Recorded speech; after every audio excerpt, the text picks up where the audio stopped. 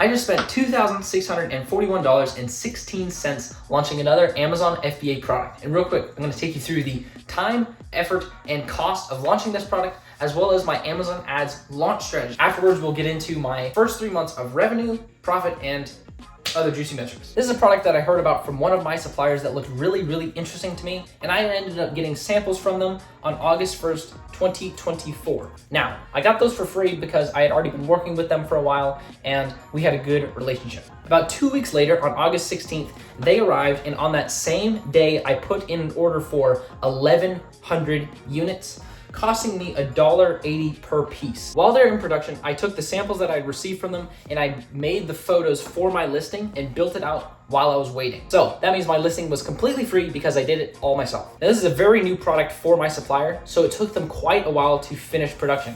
They didn't finish until October 12th, almost 2 months later, far longer than normal. I then went about arranging shipping for these units, and I spent $661.16 shipping them, and they shipped out on October 15th. Now, I paid extra because I opted for air shipping, but because of that, they arrived much sooner than it would have been with sea shipping. They arrived 2 weeks later on October 31st. Now, yes, that means it took a total of 3 months from samples to arrival for this product, and a total of $2,641.16 to launch. Pretty solid if you ask me. So, let's get into some ads. This is what I did to launch this product. I'm not saying that this is the best way. I'm just saying this is how I did it. So don't come after me. Sponsored products is just an Amazon campaign type. That's all it is. It's just the most common one. And for this, I had 4 total campaigns. I had an exact campaign, a broad campaign, a product targeting campaign, and an auto campaign. Now, for the exact, I took my top 5 keywords that I did through research on Helium-10, and I put those in slightly above the Helium-10 suggested bid. All of these were in one ad group in one campaign with absolutely no placement settings, with down bid on. And then for broad, I took those same 5 keywords and I put them into a separate campaign, bid slightly below the Helium-10 suggested bid. Once again, down bidding on. Next up was product target. It shows 1 to 5 here. I only put 1 competitor because this product was actually very specifically a target of 1 competitor who was not doing a very good job, and I wanted to take over their market. I took them, all of their variations, and I put it into this campaign. Now, mind you, there's exact and expanded targeting. I used exact, and I put them in at the exact same bid as broad. Once again, down bid on. And then next up is just an auto, all 4 types in one campaign, all bidding low. In this case, it was about 50 cents. Once again, down bidding on. Now, these next ones are only available if you have Amazon brand registry, aka you have a filed trademark with the USPTO and you applied for brand registry with Amazon. And in this case, for sponsored brands, I had a video campaign that was once again product target and using the exact same targets as the previous sponsored products campaign. And once again, same for sponsored display. But let's get into how it actually did. And now, for month 1, the results. By the way, stick around to the end to hear my thoughts on why this product worked or didn't, but let's get into it. In November, we did $2,407.54. On ads, we spent $590.07. I'm gonna show the campaigns right after this. We spent $155.61 on cost of goods, $562.20 on Amazon fees, and then a grand total of $0 spent on refunds/returns, leading us to a total profit of $1,099.66, 45.6% margin, and 706% ROI. Let's look at the ads. As you can see here, we have our $590 of spend and $1,763 of ad sales. Now, if we scroll down, we can see the campaigns that we talked about before and how each of them performed. Our number 1 in terms of sales was our broad campaign with 21 total orders and a 35% ACOS. I would say that's not bad considering the gross margin of this product.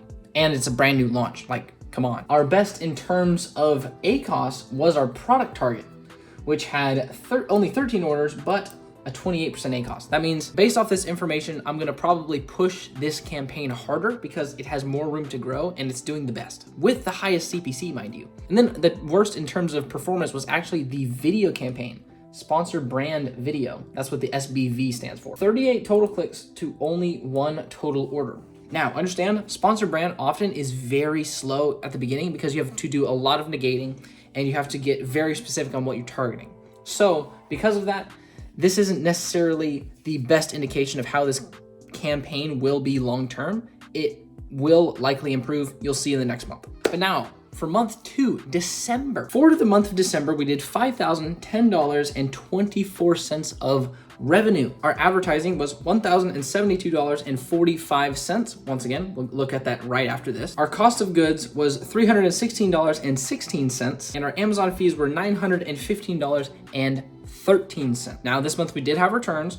We had $171.01, leading to a total profit of $2,535.49, a 50.6% margin, and an 802% ROI.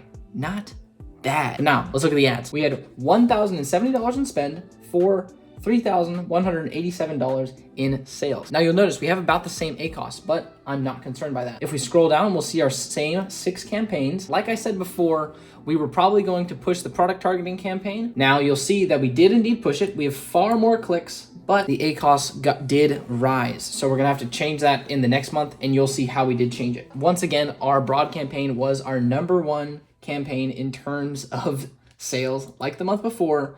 And in this case, it was one of the lower ACoS ones. But as my prediction before, the sponsored video campaign came up. It went from 38 clicks and 1 order to 313 clicks and 22 orders. It had a huge improvement, and that's what I expected because I've done a lot of video ads in this niche already, and I knew what to expect getting started and what to expect later on. Feel free to take a screenshot, but let's move on to the next month. All right, the final month, January. For the month of January, we did $7,408.68 of revenue, $1,125.49 of ad spend, $466.83 spent on cost of goods, $1,819.34 spent on Amazon fees, and then $173.48 spent on returns, leading to a total net profit of $3,823.54 with a 51.6% margin and 819% ROI. But now, once again, let's look at the ads. Here we are. Now you'll notice that the ad spend doesn't exactly 100% line up. That's only because that we had some other campaigns on the outside where things called catch-alls, where you have every single product in the same campaign and you just have extremely low bids. It's not worth showing in this. That's just why the spend is a little bit different, but it's not gonna change the overall performance much. In this case, we had $1,000 in spend for $5,200 in sales, which you'll notice is a big change in overall ACoS. Last month, we were at 33%, and now we're sub 20. Big fan of that. Now, you may notice that we did indeed launch some more campaigns. That's just because if you want to sell some more, you might as well target some more stuff. So that's what we did. Broad was our #1 in terms of sales.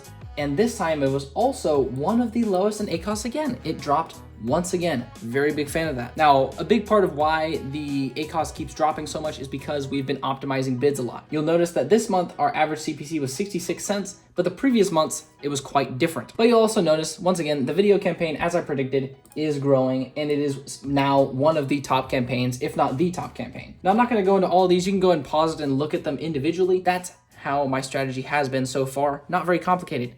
In reality, ads are not that complicated. 90% of it is your product. Everything after that, if your product is chosen well, ads are easy. If your product isn't chosen well, ads are hard. And it doesn't matter if you're good or bad at ads, it's still gonna be hard. That leads us to our total for the first 3 months of this product.